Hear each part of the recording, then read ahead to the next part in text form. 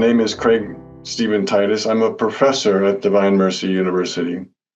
Today I would like to speak about a Catholic Christian meta-model of the person and its implications. What do I bring to the table? I bring to the table experience at the university, and I'm one of the editors that edited the book, A Catholic Christian Meta-Model of the Person, Integration with Psychology and Mental Health Practice. A book, you see, with lots of color to it. It has been, in one sense, an accumulation of the wisdom acquired at Divine Mercy University over the 25 years that it existed, and the collaboration in the project has been large and fruitful, and that is what I would like to share with you today. So as I mentioned, the point of today's talk is this meta-model, this Catholic Christian meta-model of the person, which I'm very happy to share with you. It was, I didn't mention the year, it was published in 2020, the result of a good deal of collaboration. What is it about? What I'd like to do is give you an overview first of the talk for the day, telling you what it's about, this Catholic Christian meta-model of the person. I'll identify in 3 points the following. First, that there are 4 benefits of this type of approach of a meta-model for mental health practice. Secondly, I'll talk about the 3 wisdom traditions that go to enrich and enliven the model. And I'd like to talk about how each of those traditions provide an expansive understanding and definition of the person that's helpful for multidisciplinary work and work in counseling and psychology, especially. I say especially because that is the focus of this work that we've created, 3 wisdom traditions in the Catholic perspective. Thirdly, I'll be addressing 11 premises that constitute, if you will, the bases for understanding the meta-model and its application to mental health. And so what I'd like to do is simply perhaps first state that, one proviso. That is that the meta-model presents a comprehensive frame. So when we say meta-model, we actually mean a framework, a larger, a meta-model that can be applied to the mental health professions. Although rooted in the Catholic Christian perspective, it is used by mental health professionals to understand clients, assess their needs, diagnose the situation at hand, and formulate treatment plans for both believing and non-believing clients. We presume that the best assessment, diagnosis, and treatment planning will come out of the most accurate and robust understanding of the person and family.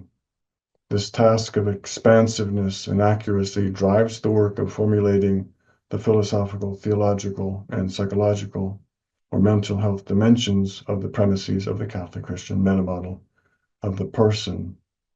But it is the clinician's task to communicate such a global worldview and integrate it in practice in ways that are fitting to clients' diverse needs and world views. So, first of all, I'd like to identify these 4, if you will, benefits that we'll be talking about that come out of this framework, this meta-model framework. When I say meta-model, I'm saying Catholic Christian meta-model of the person in shorthand. But each time it takes the larger context into perspective. So I want to keep that in mind. So there are 4 benefits. First of all, quickly, the meta-model provides an enriched vision of the person. We'll see that the vision of marriage, family, and society is enlarged and enriched because of the meta-model perspective of these 3 wisdom traditions of philosophy, theology, and psychology. Secondly, this vision of the meta-model in turn promotes more comprehensive approaches to diagnosis, case conceptualization, and treatment planning and implementation. Thirdly, the meta-model facilitates client care that is more personalized, given it is based on each unique client's strengths and challenges across a wide variety of dimensions. And then fourthly, the meta model allows the clinician to more fully understand their vocational calling as a mental health professional. It allows the clinicians their Christian identity and understanding of the person, of people, to be fruitful in being applied, while also respecting the client's worldview, dignity, conscience, and right to decide on therapeutic goals. Let's take each one of these four shortly, these four benefits. First of all, the enrichment of the understanding of the person for psychological sciences. Historically, the field of psychology has developed a series of partial theories of the person, emphasizing one or only a few dimensions of the person. And so that has been, if you will, the claim to fame, coming from a partial focused theory of personality. Many of the personality theories contradict each other, however, on important dimensions. For example, the freedom of the person is an area that there is disagreement among psychotherapists and psychology, schools of psychology. Thirdly, efforts at integrating across theories have been limited. So the different types of theories that have focused on cognition or behavior or the family are only in a limited way integrated together. So a challenge. Fourth, many important dimensions of the person have been ignored or inadequately explored. For example, we'll be talking about vocations. Vocational commitments is not a part of the normal discussion in psychology. Transcendence and spirituality is growing, but of late interest, if you will, concerning modern psychology. Work and leisure, positive strengths and virtues, clients' recognitions of their inherent dignity. These are elements that are important but not adequately explored in our mind. The meta model, fifthly, as a framework, allows the integration of the fullness of the contributions of existing personality theories, arbitrating where necessary and adding valuable aspects of the person. So the meta model serves as a frame and allows integrating of these various schools of thought, what's good and true and helpful in each of them as a framework. Secondly, the second benefit is improved client care in general. So the meta model promotes a more comprehensive approach to assessment, diagnosis, case formulation, and treatment planning and implementation. It's more comprehensive in focusing on the client, which then gives a diagnosis that goes beyond the DSM-5 or the ICD-10 symptom-based or deficiency-based models. And what it does, it includes an assessment of flourishing dimensions such as quality of interpersonal relationships, vocational commitments, meaningful work, and spiritual life, all very important for the care of the client. Also, the meta model requires the use of multiple psychological theories at different levels. The meta model itself is not a psychotherapeutic school. It is a framework that allows taking in the insights of the different schools for the benefit of the client, focusing on the client as individual, dyadic, family systems, or vocational. This larger understanding of the client in terms of families and dyadic systems is very significant for caring of the client who benefits from being considered a member of a family, a spouse, having a vocation, for example. The meta model also allows for training of students to enter the field with this rich, comprehensive vision of the person, point one. And it's a more comprehensive vision than relying on the uncertain or haphazard development of such a vision over a long career. And so clinicians learn using the meta model, the big picture, without having to create it themselves.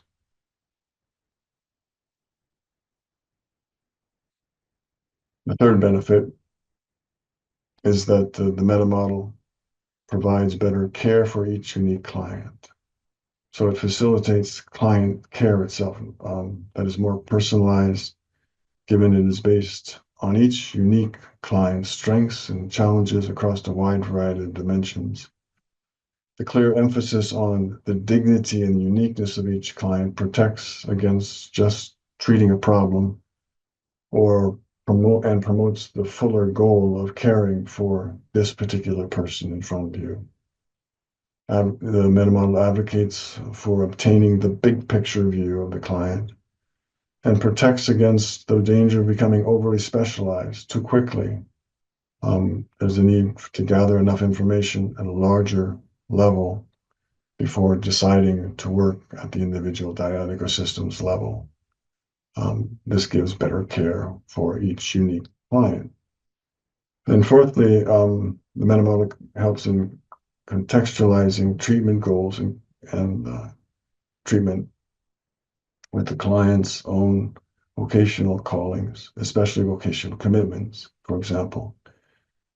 Ensuring that individual growth goals are consistent with the growth and health of the client's marital relationships. Often, or at least sometimes, the marriage and the spouses are not considered. There's better care for each unique client when the vocational perspective is seen and one is considered in relationship with one's spouse as well. So fourthly, and this shows more explicitly the Christian perspective here, and so it's a theological or spiritual benefit.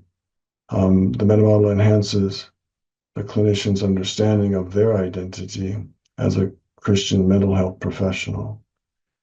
And so the meta model's vision of the person is helpful to the flourishing of both the client and the clinician. And the self-analysis using the meta model helps us to be more aware of our self and core identity and the need for healing, growth, and self-care.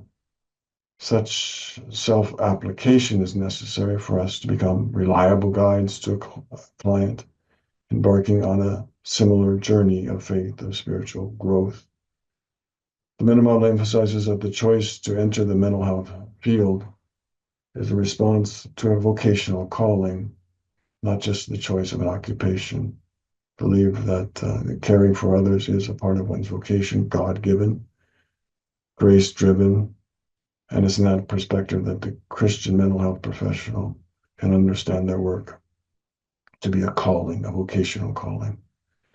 And fourthly, the meta model empowers the clinician to employ their Christian identity and understanding of the person and of people in general in their work, since, it allows them to understand people in their work while also respecting the client's worldview, dignity, conscience, and right to decide on therapeutic goals.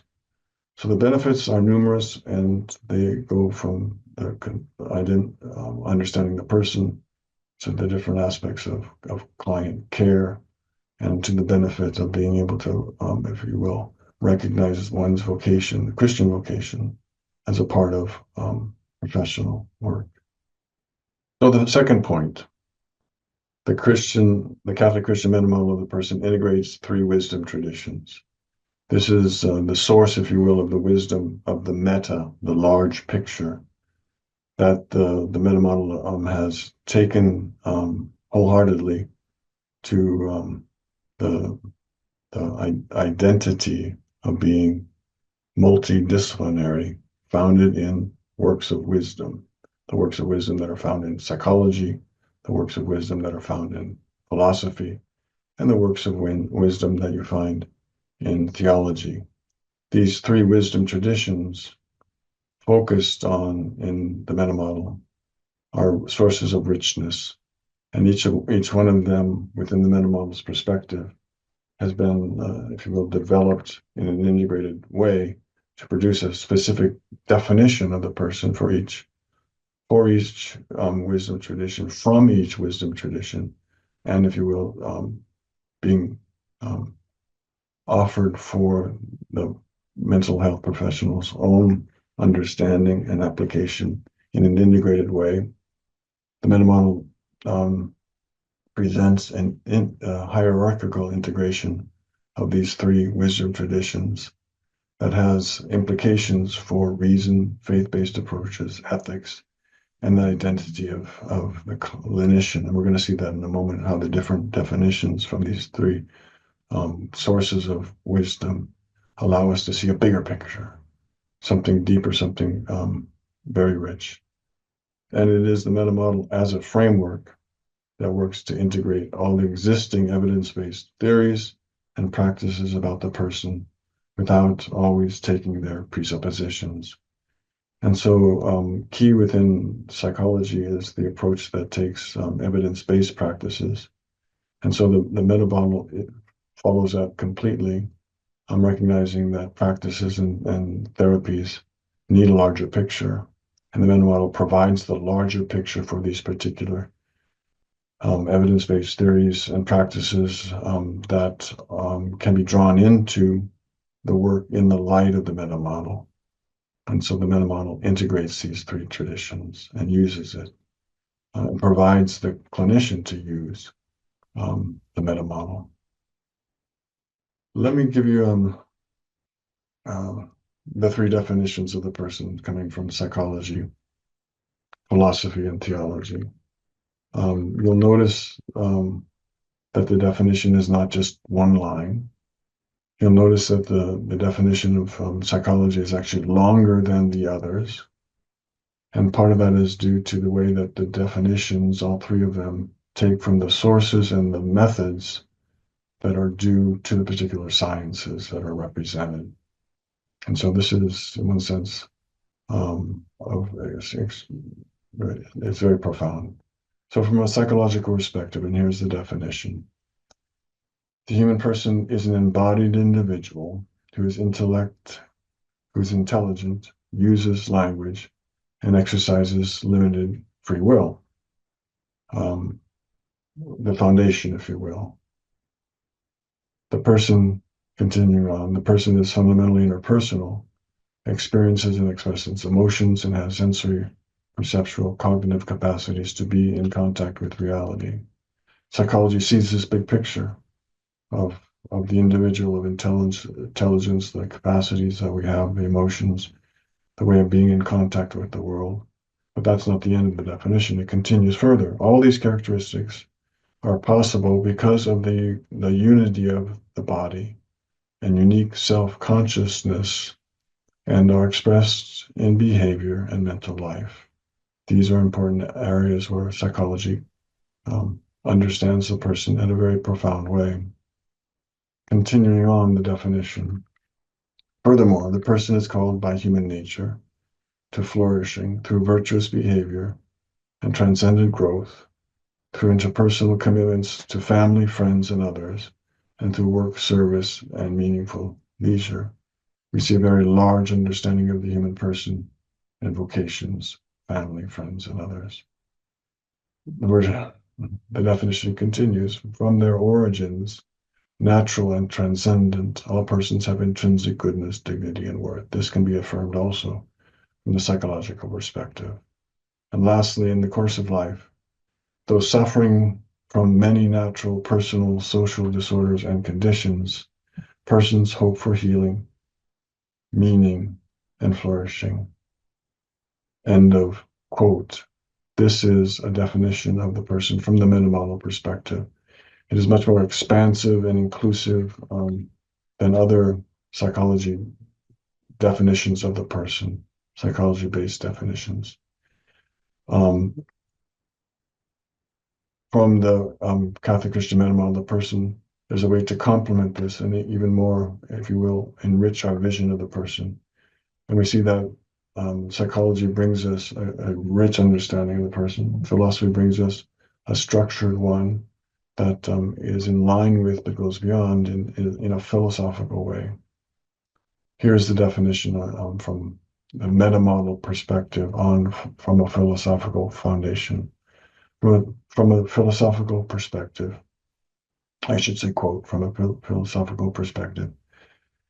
The human person is an individual substance of a rational, intellectual, volitional, free, relational, interpersonal, sensory perceptual, cognitive, pre-rational knowledge, emotional, and unified body-soul nature.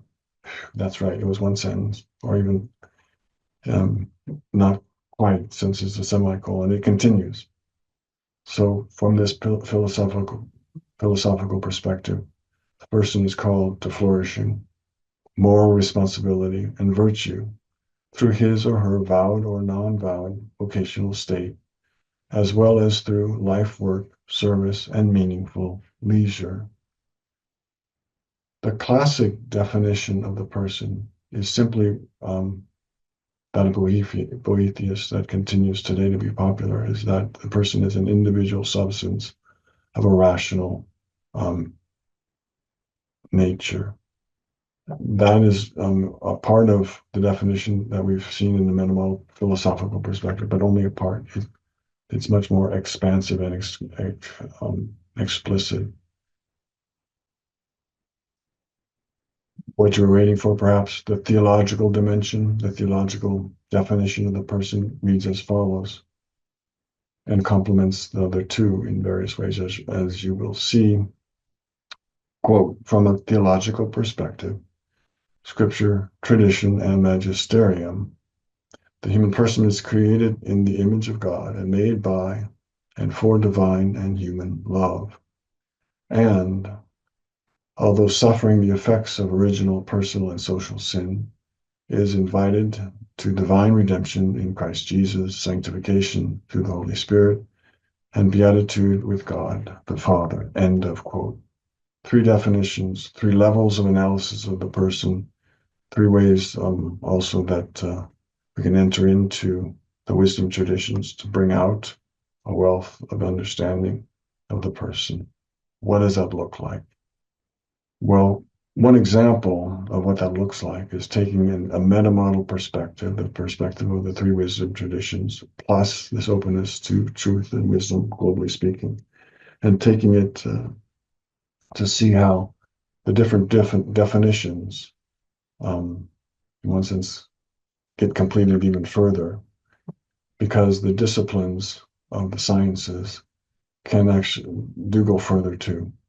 The meta model allows us to be able to see that and bring them together. One example is how in the virtue of love and the commandment to love, we see something more profound and perhaps helpful clinically in points as well, depending on what is happening within the individual.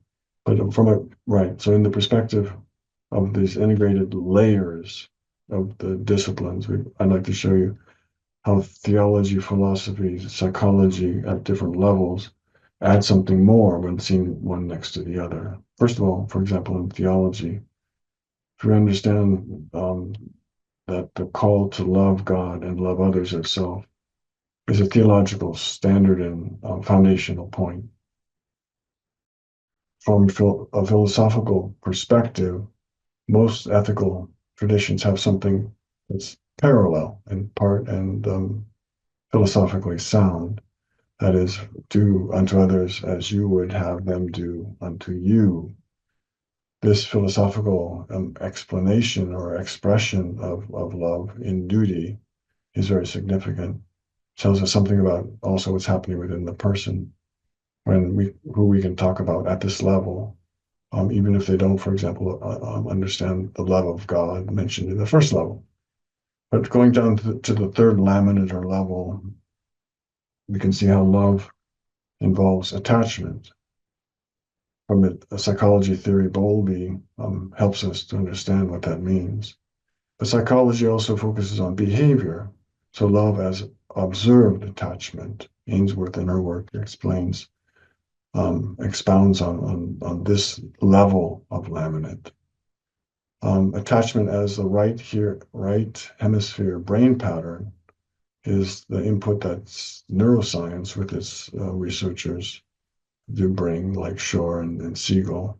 But then attachment also can be seen as a part of what we're experiencing at biochemical neuroscience levels, for example, in oxytocin, which is released as a bonding reward. And so here, a great example of the integrated laminate of disciplines possibility, because the meta model is open to the layers in conversation with the different traditions, and drawing those together in practice is the work of someone who has a meta model vision.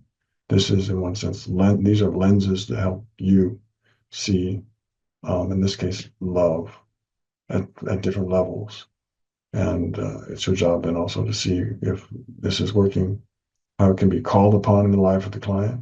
And if it's not working, if someone's having difficulties at the level of attachment because of insecure attachment patterns in reference to one's relationships with one's parents, especially one's mother, that there can be an underlying difficulty of attachment that can explain why love and commitment to love can be difficult for those who have insecure attachment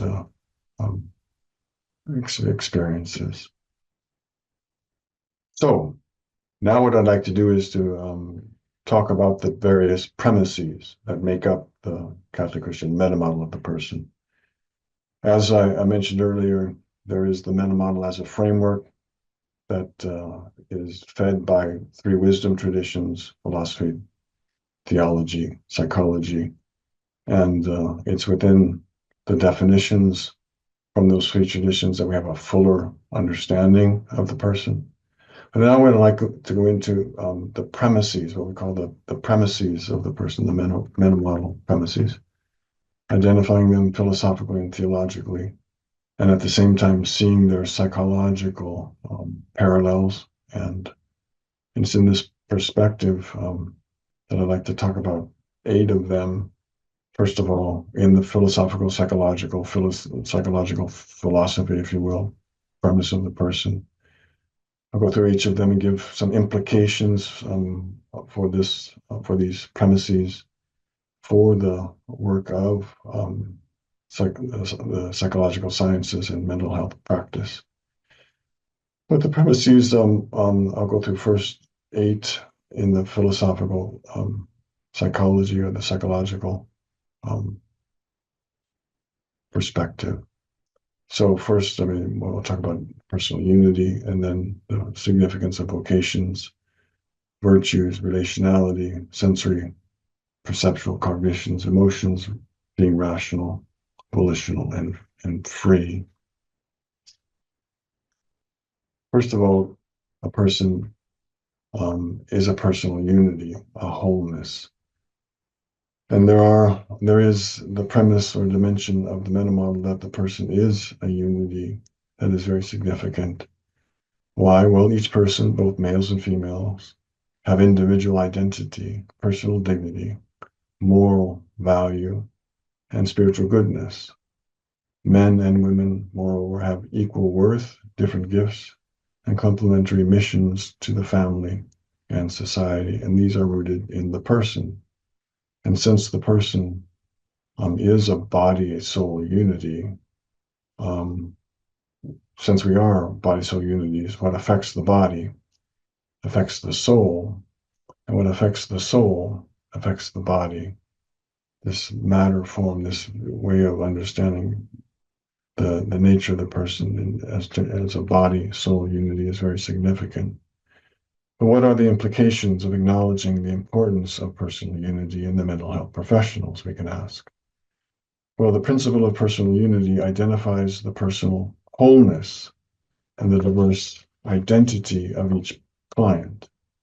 In particular, it invites the mental health professional to become aware of the strengths and struggles that come from partaking in the diverse gifts, different cultures, particular religious practices and spiritualities, as well as the family histories that shape the lives of each of their unique clients. This premise establishes the dimension of person-based ethical norms as well, including but more expansive than professional ethics per se, for the dignity of the person is the basis to respect life from conception until death.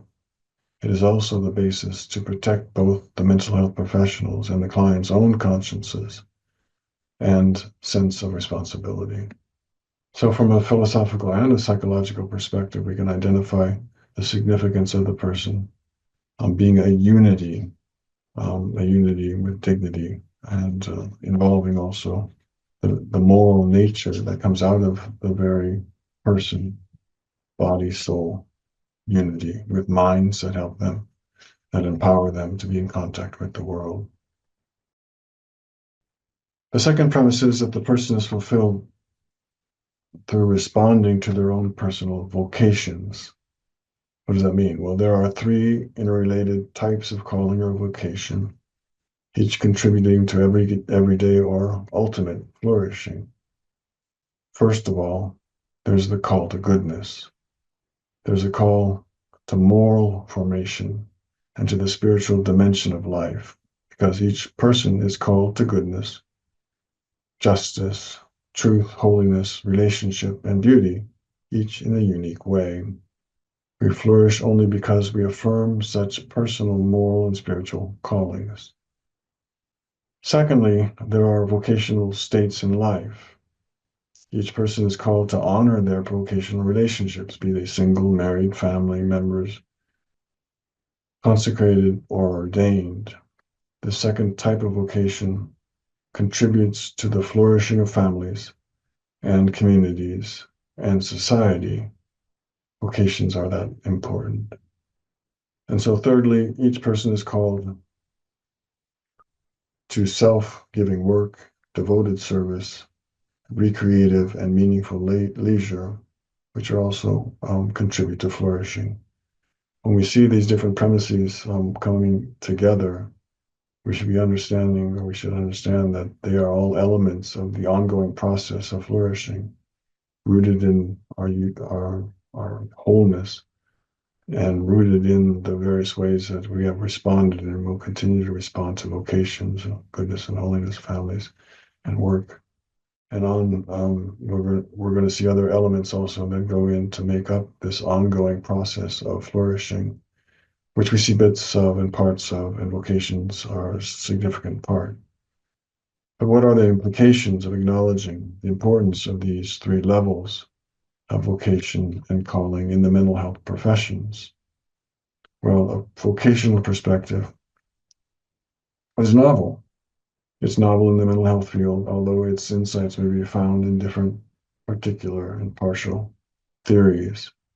It requires a developmental, personal, moral, and spiritual life narrative to understand callings.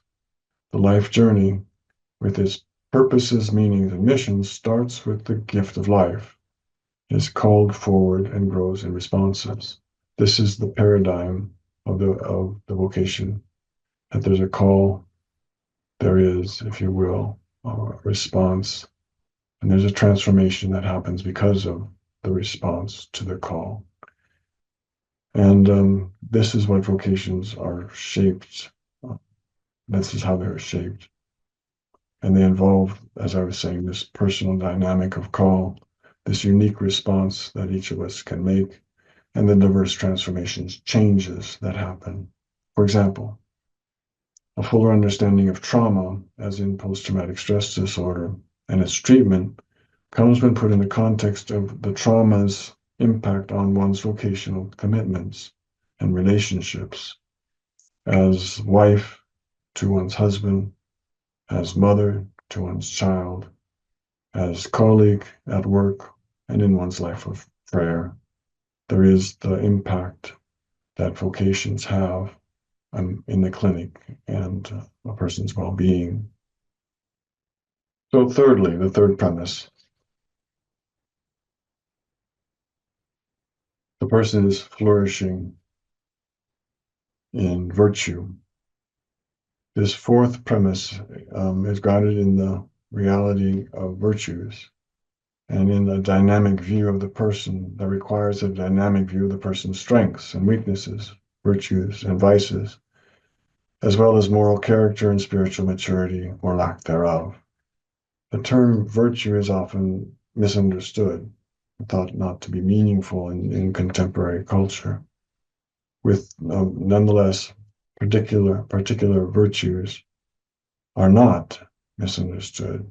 Why? Well, because individual virtues are the basis of each person's and family's relationships and flourishing, such as the virtues of love, hope, patience, moderation, courage, forgiveness, resilience, and so on. What are the implications of acknowledging the importance of virtues and vices in the mental health professions? Well, the virtues involve growth in human capacities, the vivacity of relationships, and the attainment of goals. They guide the person through the virtue of counsel, hope, and practical wisdom towards deeper meaning, true aims, and transcendent purpose throughout life.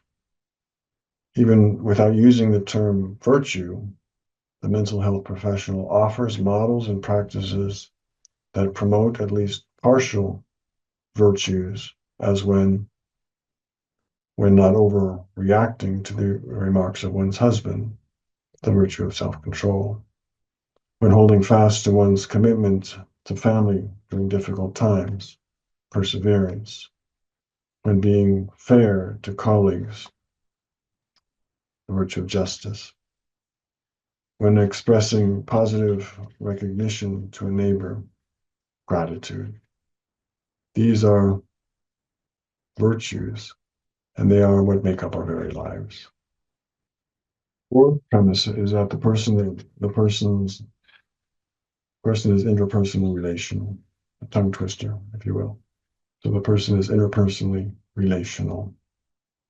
From conception, humans are fundamentally and foundationally relational and do not exist in isolation, or not for long. Moreover, there is a relational and even spousal meaning to persons and to their bodies and to their relations. Their human, rational, volitional, perceptual, and emotional capacities are all grounded in relationships. As important as the individual is, persons find their origin in the family, which has its roles. For example, parents have the role of being primary educators of their children. The family is the basic relational unit of society, according to the meta model, even when the family is broken or blended. What are the implications of acknowledging the importance of interpersonal relationality in the mental health professions? Well, interpersonal relations are resources for growth and healing, as in the family and among friends. Not only do parents normally serve as the basis for secure attachments and a safe base in the midst of challenges, but other people, including mental health professionals, can serve as a safe haven and can facilitate corrective emotional experiences, for example. Moreover, systemic and relational therapies offer contemporary insights on the importance of family, friends, and colleagues. And lastly, transcendent perspectives recognize the influence that an intentional relationship with God in prayer, love, and service can bring. So, relationality, one of the key principles of the meta model, one of the key elements in, if you will, of rich psychology. Now, what I'd like to do is to go over the next four premises together. They represent an insight about the body-soul unity that involves the way that we are sensual and sensory, perceptual in our contact with the world, how there are emotions that come out of our sensory perceptual cognitions or contact with the world and memory and the like, and how these sense cognitions and sense affects are significant for understanding the wholeness of the body-soul unity, which includes also the intellectual capacities of reason and will. Let's go into the different premises. with that very quick overview of this lovely, if you will, table, which would take longer to explain, but nonetheless serves us to understand these different capacities of sense, of intellect, of cognition, and affect that allow us to understand something significant about the person, and significant because the meta model is able to deal not just with emotions, but also pre-emotional, sensory, perceptual cognitions, and also, and not just cognitions of an intellectual sort, but also will and free will in its various forms. Let's talk more about them. So first of all, in terms of the person being sensory, perceptual, cognitive, having these capacities, the person, our bodies are personal, and our persons are embodied.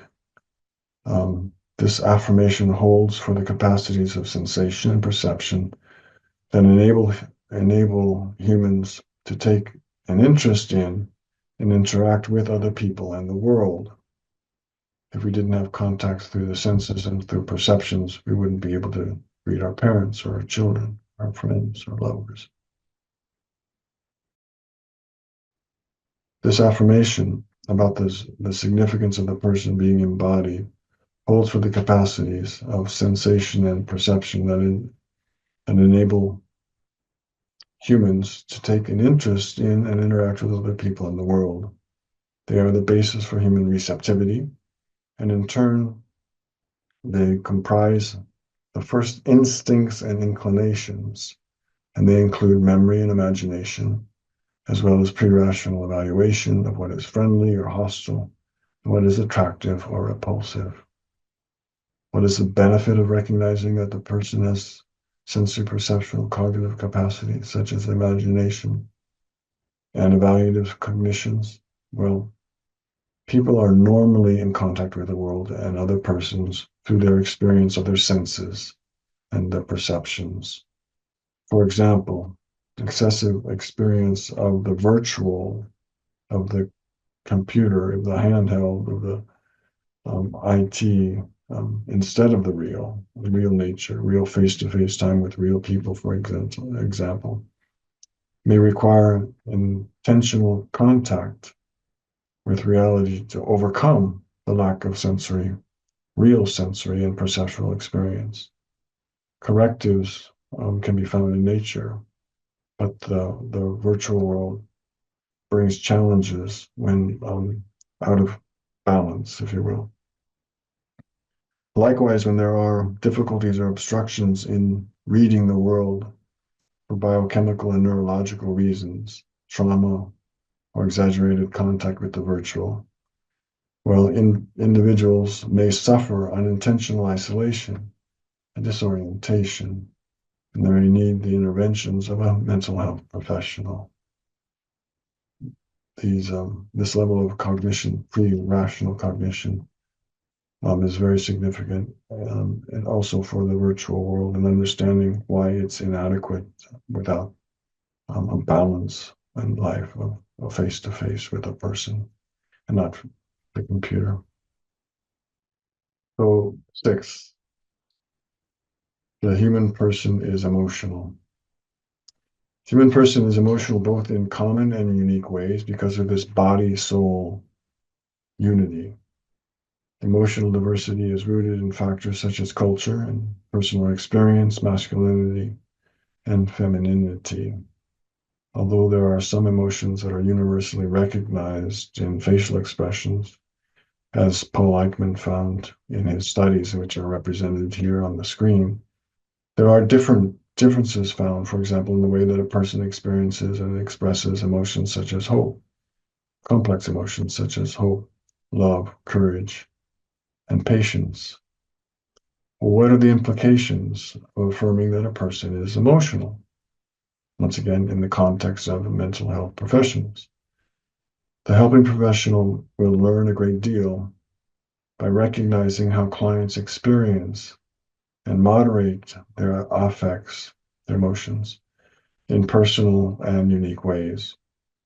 Emotions influence one's intellectual, moral, and spiritual interactions and interpersonal relationships.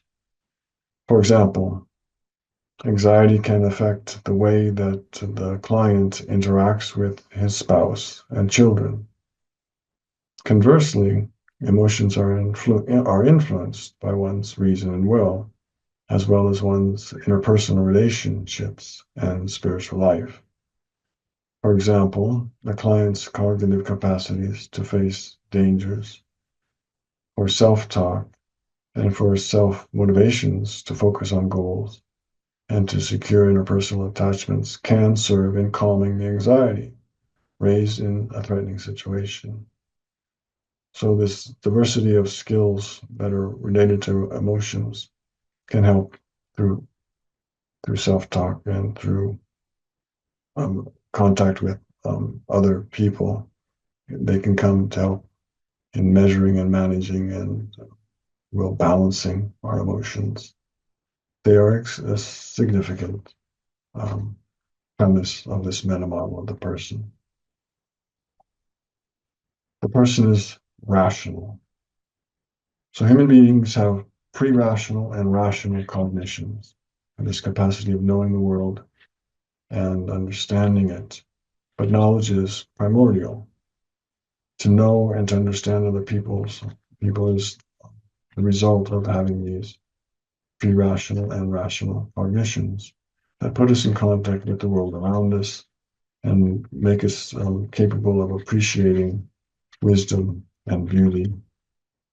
We're not enclosed in ourselves with our thoughts, but rather we are called to think about other people and to be engaged with the world around us. We plan plans, we study for exams, we achieve goals, we plan weddings, we bury our parents, we baptize our children. This is all possible because of reason and our capacity to use it for goals.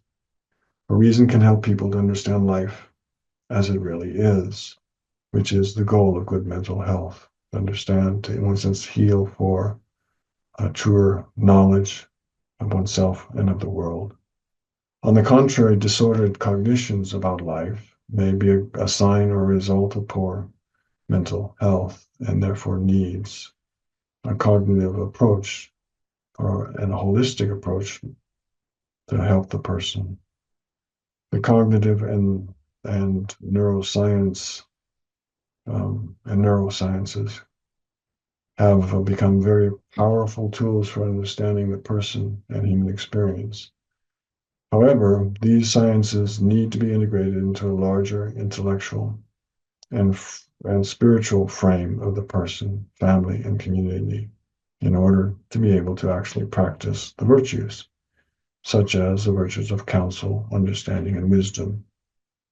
So a metamodal perspective allows us and actually calls us not to be forgetful of the significance of reason and the openness of reason to beauty, to wisdom. And the person is volitional and free, number 8. To a large degree, we are capable of free and responsible actions in the world. We feel it, we see it, but this freedom is, in certain ways, limited because we have the capacity of reason and freedom to choose, as well as the support of a community aimed at meaningful goals. We can, nonetheless, and we should be considered moral agents having responsibility. What are the implications of the integrated vision of volition and free will in the mental health professions? Well, growth and healing inevitably require the choice to move freely towards the proper goals of life, that is, towards personal and social flourishing. Because we are free and have capacity of reason, we can contribute to our own healing and to larger flourishing. It's not, and in order to do that involves not just knowing the way forward and the goals that we are aimed at, but to choose them, to work with them, to flourish along the way, seeking that ultimate flourishing, which is God's very life itself, from a theological perspective, flourishing at interpersonal levels being another significant aspect of it from a philosophical and psychological natural or secular perspective. Last point on this, the capacity for freely chosen personal and interpersonal goals gives hope for change. Change that can correct the past, engage the present, and approach the future, and be put into a very important aspect of this dynamic metamodel perspective. Now I would like to introduce, if you will, the spiritual dimension of the metamodel perspective. And in order to do so, I'll identify the three, if you will, theological premises, which are deeply spiritual premises, which do expand and do include human experience at a transcendent level. These, if you will, faith-based premises from a Catholic Christian perspective are very significant, and these premises are addressed at the beginning. They could have been expressed at the beginning. I chose to put the philosophy and the psychological perspective first, but this theological perspective could have gone first, but here we put it, if you will, at the end. We, in one sense, need to recognize that these three theological premises, being created in God's image and likeness, being fallen and broken, and being offered redemption, are all elements that can be read back in through the aspects of relationship and unity and our capacities to be engaged in the world with knowing and loving. And so it's in that context that we can understand that what I'm calling the first theological premise is that every person, every human person, is created in the image of God, made in love and for love, and called to friendship, communion, and flourishing with God and with others. We're created to love our neighbors as ourselves and be stewards of creation, and to work for goodness and holiness, justice and peace. And we call the words of Jesus in the Sermon on the Mount as calling forth this life of engagement built upon being created in God's image and likeness. What are the benefits of acknowledging within this metamodel perspective the significance of being created in God's image and likeness? Well, affirming that we're created in God's image provides a faith-based acknowledgement that even in the face of the unhealthy values, poor choices, and disordered behavior of your clients, each of them possesses an indelible dignity and goodness, and each of your clients is called to a transcendent flourishing. This premise affirms that your clients are loved by God and that you are called to serve them on their life journey. This foundational insight from a theological perspective that God has marked us by his image is found also in the philosophical and psychological perspective. Whenever there is recognition of order and love and beauty that can be understood and experienced at these other natural levels. So the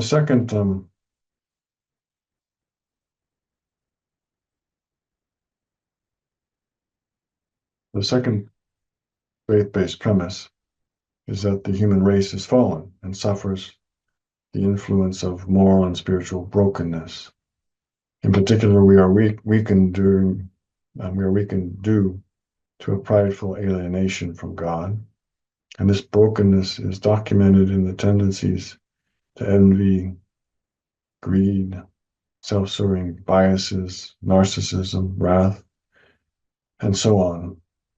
Although there is a continual struggle with evil, humans, nonetheless, are still basically good and retain basic dignity, always do.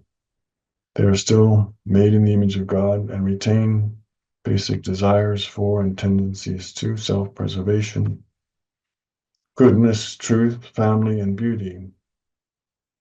So what are the implications of affirming that humans are influenced by the consequences of sin, yet still foundationally good? Well, the benefit is that you have a reason for hope. In the midst of needing to feel, in the midst of needing to feel suffering and limitations, hope is possible due to the promise of redemption, the next premise. But hope is also due to the deep conviction that each human's embodiment of and participation in goodness by a gift of God is more fundamental than any evil that they may experience, embody, express, or encounter. God's image is deeper than any of the broken aspects that we experience. And even though they might be continued, and even though they might be in various ways devastating, the basic dignity remains, and God's image remains as well. For the helping professional, this premise is the basis for aiming at changing behavior, changing hearts, and changing how we relate to others to become more aligned with the deepest human longings for goodness, truth, and relationship. So you have an anchor as a helping professional, an anchor that is rooted in God's goodness, that although influenced by brokenness, is not overpowered by it. Why? Because goodness is foundational and evil is not.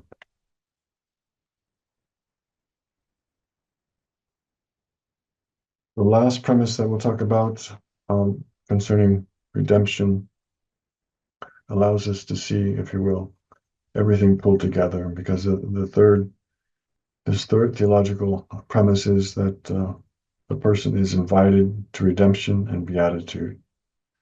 And so this is again a theological, spiritual premise as it's formulated.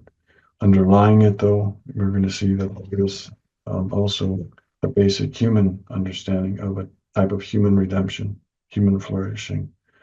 But there is this transcendental and transcendent ground for hope and charity because God offers human beings redemption and eternal beatitude that we may know by faith. Humans are offered redemption, the overcoming of brokenness and sin through God's mercy, love, and grace, and the human inclination for more ultimate flourishing. This desire for more is answered by God's everyday and ultimate generosity, forgiveness, and communion. What are the implications and benefits of this premise of being offered redemption?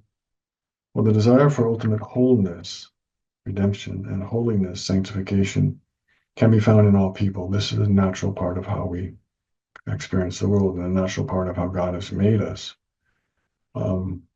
And redemption and sanctification are offered in a special fullness in the church and through her sacraments, which are means towards fullness that God has offered in the particular context of the church, that where Christ gives us grace through the sacraments in a way that brings about a wholeness and a fullness that is only possible by God's design.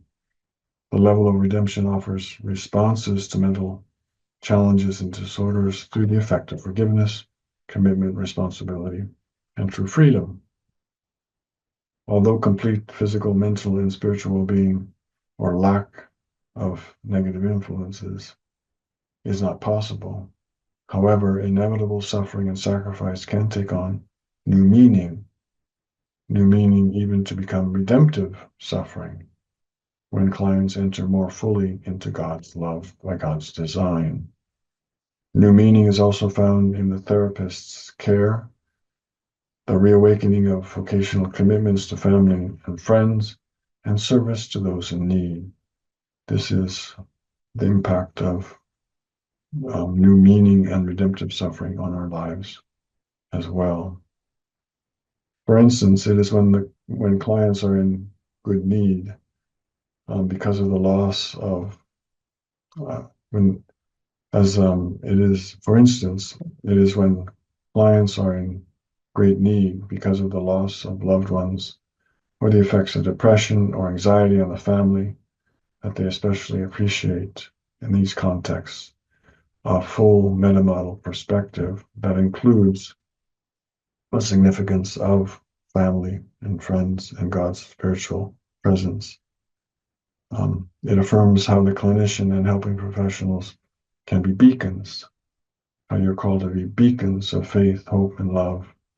And in turn, how the client also learns to become a beacon of faith, hope, and love for positive growth and flourishing.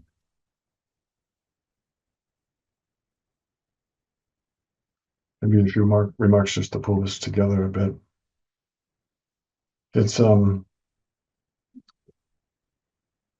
I've given examples of how a Catholic Christian meta model of the person perspective can give us a larger, if you will, hold from the clinical perspective on what is understood to be the direction of healing, the direction of growth, the direction of hope.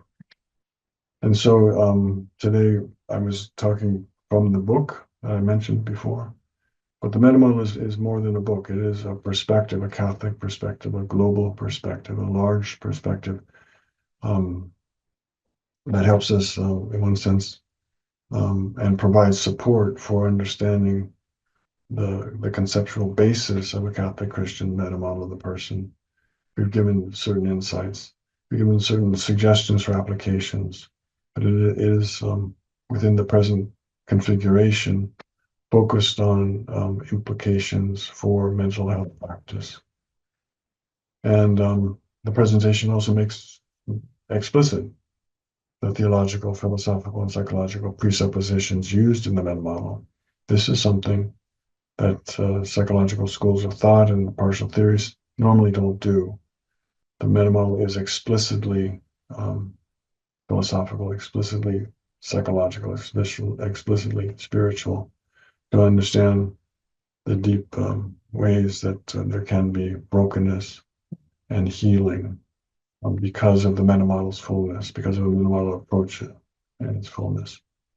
And that it is significant that, and I tried to make the point here, that there is a comprehensive meta model understanding of nature and the person that makes a difference in mental health practice. Having a comprehensive meta model, a framework, helps us not to be forgetful of relationships, forgetful of the sacraments, forgetful of the various biopsychosocial, spiritual realities that we and our clients experience. And the meta model integrates these diverse sources of wisdom about the person, both as a conceptual object of study and a subjective and a subject. Sorry, we're going to start that over. So the meta model integrates diverse sources of wisdom about the person, both as a conceptual object of study and a subject of action, healing, and flourishing.